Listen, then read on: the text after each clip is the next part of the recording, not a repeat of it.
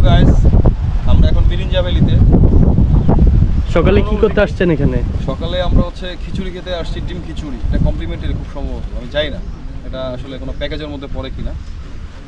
তা আপনার এখানে এসে কি ভালো লাগছে, কি খারাপ লাগছে? ভাই প্রচুর গরম, ভাই প্রচুর। এখানে আসলে আপনার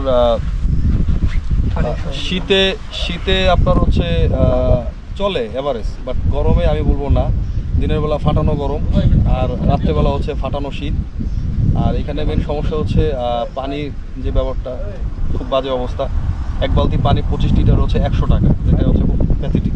এটা আসলে ইলেকট্রিসিটির কথা বাদে দিলাম, এটা মানায় নিয়ে আমরা আসছি, বাট পানির কষ্টটা এটা আসলে সহনীয় না।